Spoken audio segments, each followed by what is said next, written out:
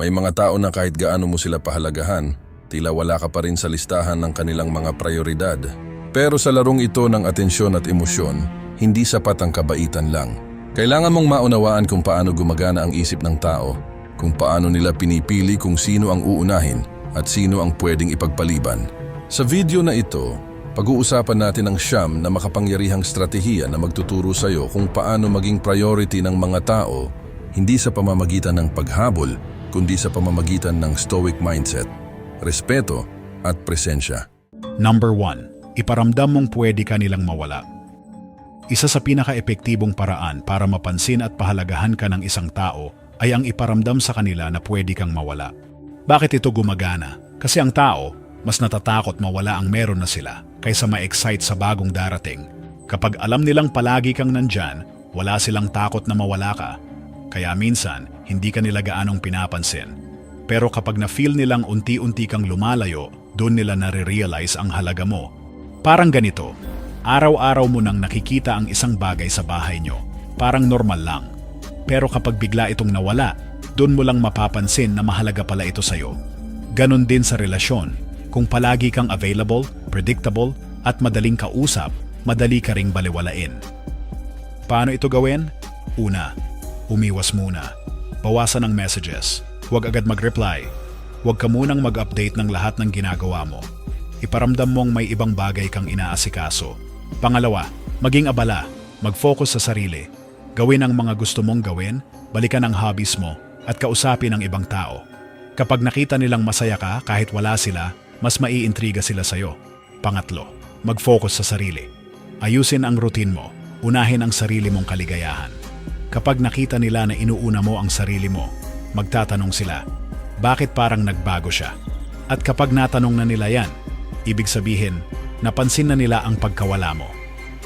Paalala lang, huwag sobra.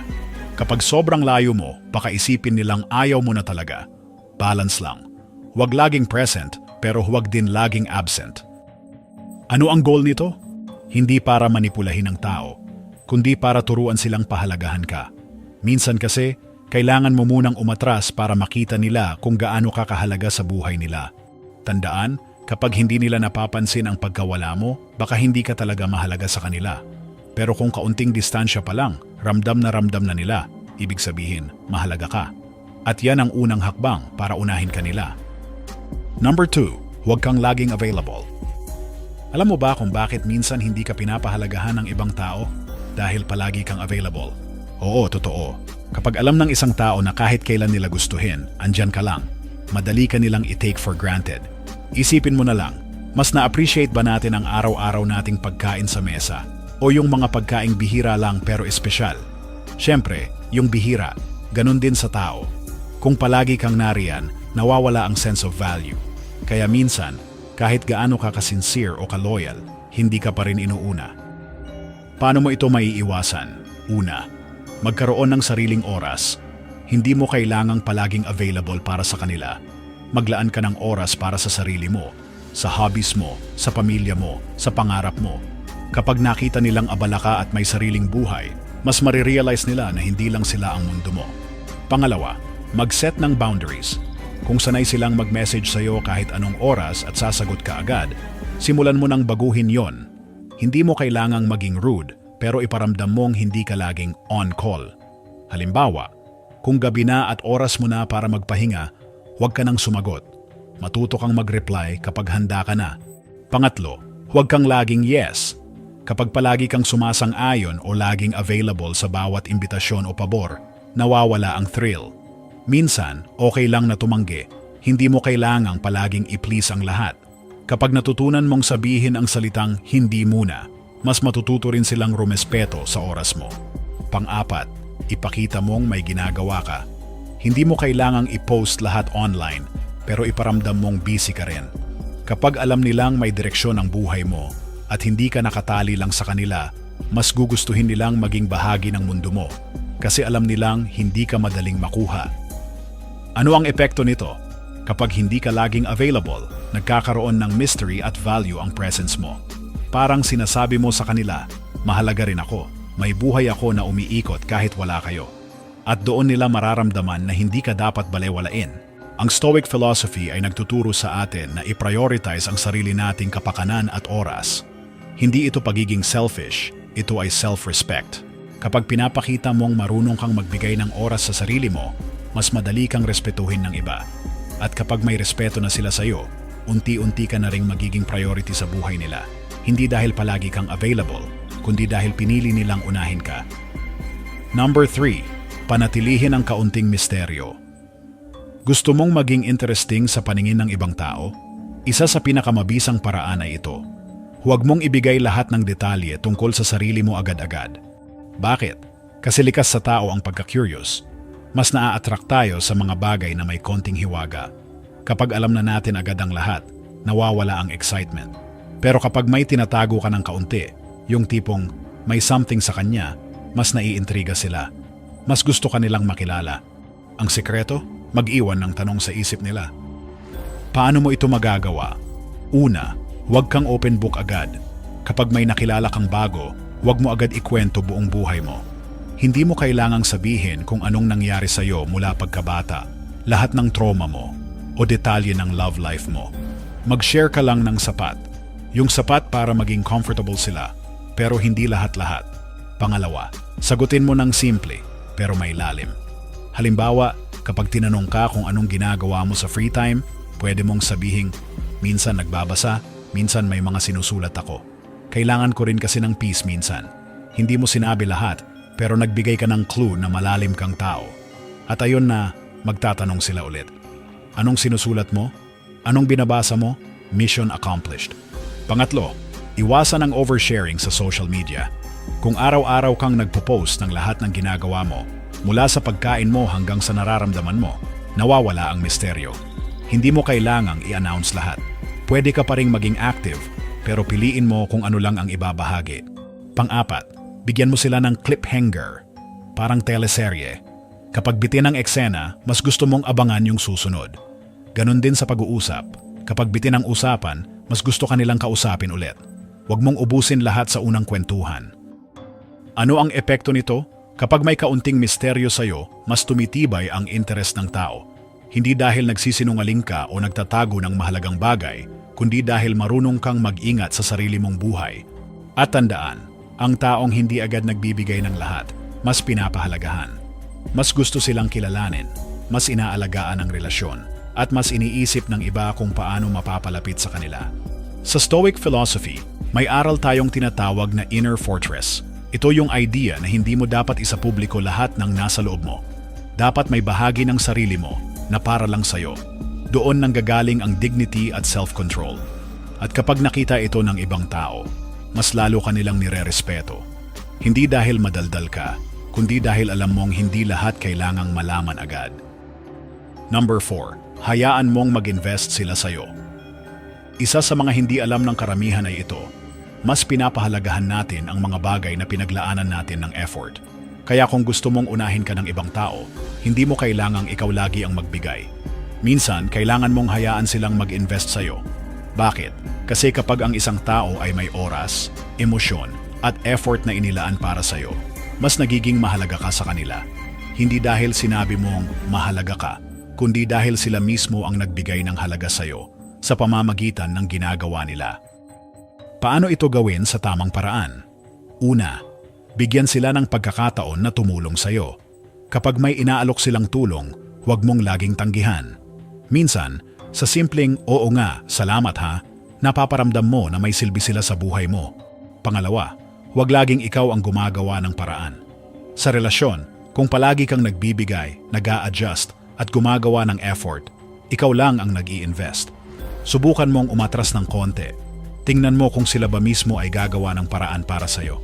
Pangatlo, ipakita mong may halaga ang oras mo. Halimbawa, kapag nag-set kayo ng lakad at palagi silang late or nagka-cancel, huwag mo lang palagpasin. Sabihin mong busy ka rin at mahirap kang makuha sa panahon ngayon. Kapag nakita nilang hindi ka basta-basta, mas mag-iingat sila sa pagtrato sa'yo. Pang-apat, huwag mo silang gawing VIP agad. Kung bago pa lang kayo sa isa't isa, huwag mo silang unahin agad sa lahat ng bagay. Hayaan mong maramdaman nila na may kailangan din silang gawin para mapalapit sa'yo.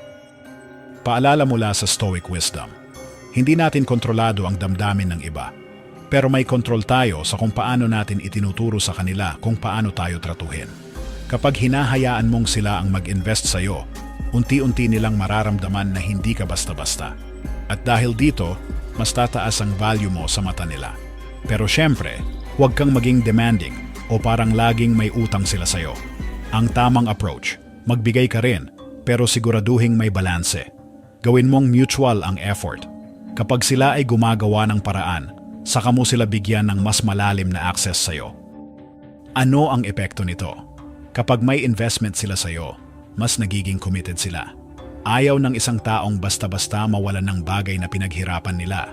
At kapag naramdaman nila yan, magiging mas priority ka sa buhay nila. Hindi dahil nagpumilit ka, kundi dahil pinili ka nila. Number 5. Unahin ang sariling pangangailangan. Maraming tao ang nagkakamali sa pag-aakalang kapag inuuna mo ang sarili mo, selfish ka. Pero ang totoo, ayon sa Stoic philosophy, ang tunay na respeto ay nagsisimula sa sarili. Kung gusto mong maging priority ng ibang tao, kailangan ikaw mismo marunong kang unahin ang sarili mong pangangailangan. Bakit ito mahalaga? Kasi kapag palagi mong inuuna ang iba, kahit hindi ka na okay, kahit pagod ka na, kahit nasasaktan ka, ikaw ang unang natatalo. At ang masakit pa doon, hindi ka rin nila mas pinapahalagahan. Paano ito gawin? Una, mag-set ng standards. Alamin mo kung ano ang deserve mo. Kung alam mong hindi ka tinatrato ng maayos, kung alam mong ginagamit ka lang, bakit mo papipilitin? Hindi lahat ng tao ay dapat manatili sa buhay mo. Pangalawa, piliin mong mapalibutan ng mga taong nakikita ang halaga mo. Kapag lagi mong pinipilit ang sarili mo sa mga taong hindi interesado o walang effort, nawawalan ka ng energy para sa mga taong tunay na nagmamalasakit. Ilaan mo ang oras mo sa mga taong pinapahalagahan ka rin. Pangatlo, mag-invest sa sarili. Maglaan ng oras para sa mental health mo, physical health, growth at dreams. Mag-aral, magpahinga, magdasal, mag-ehersisyo, mag-reflect. Kapag pinaprioritize mo ang sarili mong well-being, nagiging mas buo ka at mas nakikita ng tao yung strength mo. Pang-apat, huwag mong hintayin na maubos ka muna bago mo alagaan ang sarili mo. Maraming tao ang nagbibigay at nagbibigay hanggang sa wala nang matira sa kanila. At ang masakit, kapag naubos ka na, madalas sila rin ang unang umaalis. Kaya bago mo ibigay ang buong puso mo, siguraduhin mong ikaw din ay inaalagaan mo. Sabi ni Epictetus, hindi mo kontrolado kung paano ka tratuhin ng iba, pero kontrolado mo kung ano ang tinatanggap mo mula sa kanila. Kung ayaw mong tratuhin ng masama, huwag mo itong payagan. Kung gusto mong pahalagahan, turuan mo silang pahalagahan ka sa pamamagitan ng pagpapahalaga mo sa sarili mo. Ano ang epekto nito? Kapag nakita ng tao na marunong kang tumayo para sa sarili mo, na marunong kang tumanggi, na marunong kang pumili, mas nirerespeto ka nila. At kapag may respeto na sila, doon ka nagiging priority. Hindi ito pagiging masama, hindi ito pagiging matigas ang puso. Ito ay pagiging tunay na may malasakit sa sarili. At sa bandang huli, ang taong marunong unahin ang sarili sa tamang paraan ay siya ring taong kayang magmahal at magbigay ng buo. Number 6. Huwag mo sila gawing sentro ng mundo mo. Isa sa mga pinakakaraniwang pagkakamali ng maraming tao sa relasyon, romantic man, pamilya o kaibigan, ay ang gawin ng isang tao bilang sentro ng mundo nila. Yung tipong lahat ng oras mo, lahat ng energy mo, lahat ng galaw mo, umiikot na lang sa kanila. At kapag sila ay naging malamig o hindi na kasing responsive, guguho ang mundo mo. Pero heto ang katotohanan. Ang tao ay mas naa-attract sa mga taong hindi nakadepende sa kanila. Mas na-appreciate nila yung taong may sariling mundo, sariling pangarap at sariling direksyon sa buhay. Bakit hindi dapat sila ang sentro ng mundo mo? Una, nakakababa ng value. Kapag obvious na sila ang priority mo at ikaw, hindi mo kayang tumayo ng mag-isa, nawawala ang sense of challenge. At kapag walang challenge, nawawala ang attraction. Pangalawa, nakakasakal. Kahit gaano ka pa nila kamahal, kapag lahat ng kilos mo nakafocus sa kanila, posibleng makaramdam sila ng pressure. At kapag nasakal ang isang tao, natural lang na lumayo. Pangatlo, nawawala ang sarili mong pagkatao. Kapag ikaw ay palaging nakadepende sa validation at atensyon ng iba, unti-unti mong nakakalimutan kung sino ka.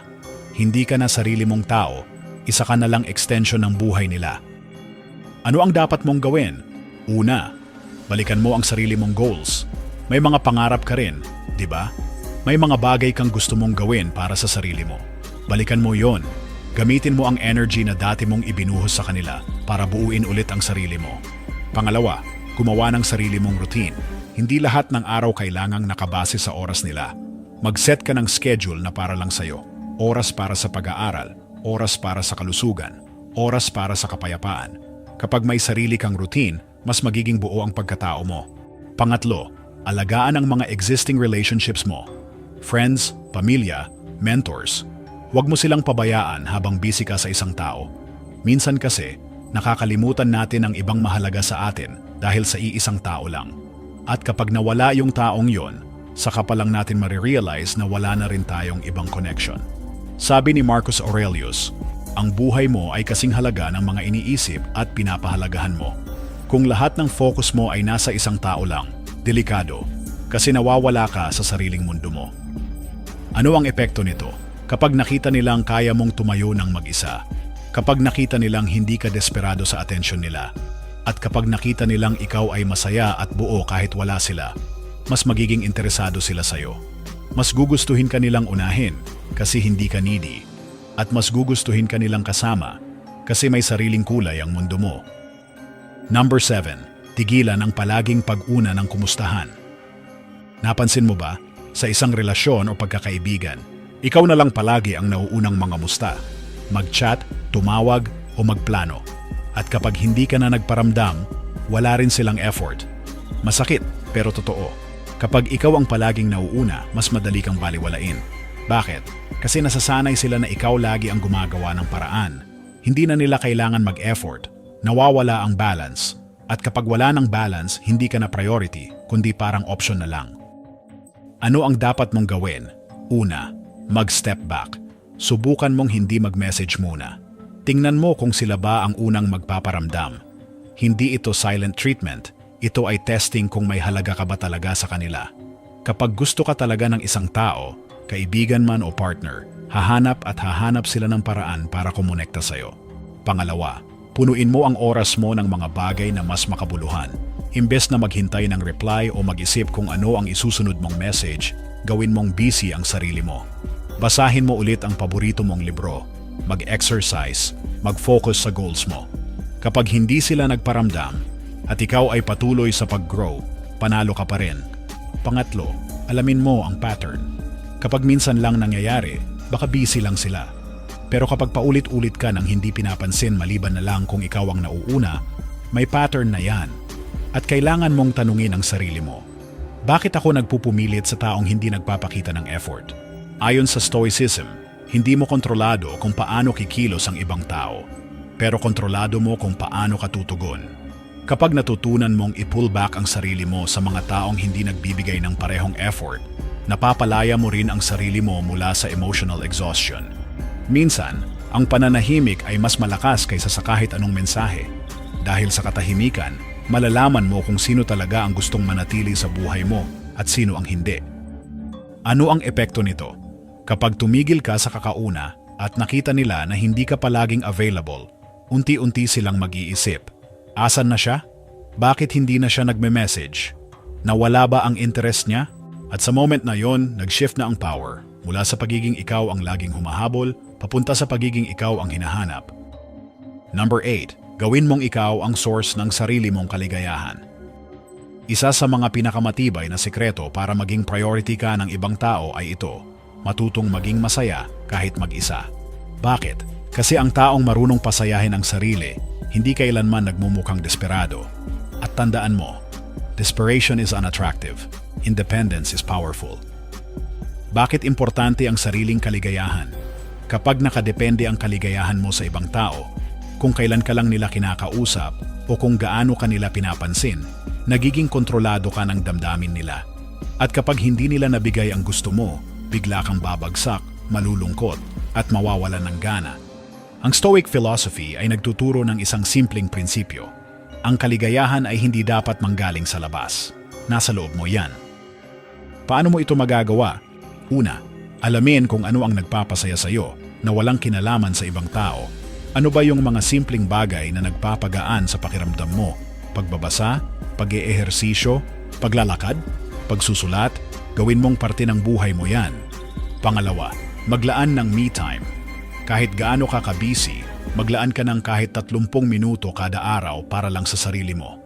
Walang cellphone, walang distractions. Ikaw lang at ang katahimikan. Sa ganitong paraan, mas makikilala mo ang sarili mo at doon mo matutuklasan ang kaligayahan na hindi nakasandal sa iba. Pangatlo, itigil ang mindset na kulang ako kapag wala siya. Hindi totoo yan. Ang buong pagkatao mo ay hindi kailanman nakadepende sa isang tao lang. Kapag iniisip mong hindi ka buo hanggat wala sila, inaalis mo ang kapangyarihan sa sarili mo. Pang-apat, gumawa ng mga goal na para sa'yo. Kapag may sarili kang direksyon sa buhay, career, skills, business, or personal growth, mas nagiging buo ka. At mas pinapahalagahan ka ng tao kapag nakita nilang hindi lang sila ang mundo mo. Sabi ni Seneca, ang pinakakalayaan ay ang hindi mo na kailangan ang ibang tao para maging masaya ka. Kapag nahanap mo ang peace at joy mula sa loob, walang makakabali sa iyo. Dahil kahit sino pa ang mawala, buo ka pa rin. Ano ang epekto nito? Kapag ikaw ay masaya at kontento sa sarili mong buhay, nagiging mas attractive ka sa paningin ng iba. Bakit? Kasi hindi mo sila hinahabol, hindi ka umaasa, hindi ka nakadepende. At doon mo mararamdaman ang shift. Ikaw na ang hinahanap. Ikaw na ang ginugustong makasama dahil iba ang aura ng taong masaya kahit wala ang atensyon ng iba. Number 9. Matutong umalis kung kailangan. Ito ang pinakahuling teknik at marahil ang pinakamahirap gawin. Pero sa totoo lang, ito rin ang pinakamakapangyarihan. Matutong umalis kung hindi ka na pinapahalagahan. Matutong lumayo kapag paulit-ulit kang binabaliwala. Matutong bitawan ang mga taong ayaw ka namang hawakan ng buo. Bakit kailangan mong matutong umalis? Dahil kung hindi ka aalis sa maling sitwasyon, ikaw ang laging masasaktan. Kahit anong effort ang ibigay mo, kahit anong tiis ang gawin mo, kung ang isang tao ay hindi ka kayang pahalagahan, hindi mo sila mapipilit. Ayon sa Stoicism, hindi mo kontrolado ang actions ng ibang tao. Pero kontrolado mo kung mananatili ka sa sitwasyong hindi ka na masaya. Paano mo ito gagawin ng may dignidad? Una, maging honest sa sarili mo. Tama pa ba ito? Masaya ka pa ba? May respeto pa ba? Kapag wala na, huwag mo nang takpan ng baka magbago pa siya. Tanggapin mo ang totoo, hindi lahat ng relasyon ay para sa panghabang buhay. Pangalawa, huwag magpaalam sa paraang masyadong emosyonal. Hindi mo kailangang gumawa ng drama. Sa halip, maging kalmado, mahinahon at klaro. Umalis ka hindi dahil galit ka, kundi dahil mahal mo ang sarili mo. Pangatlo, huwag mong hintayin na ikaw pa ang tuluyang mawala ng halaga sa sarili mo. Kapag pinilit mong manatili sa isang lugar kung saan hindi ka na pinapansin, unti-unti kang mawawala, hindi lang sa mata nila, kundi sa mata mo rin. Pang-apat, tandaan mong ang pag-alis ay hindi kahinaan. Sa Stoic thinking, ang pagbitaw ay isang anyo ng lakas.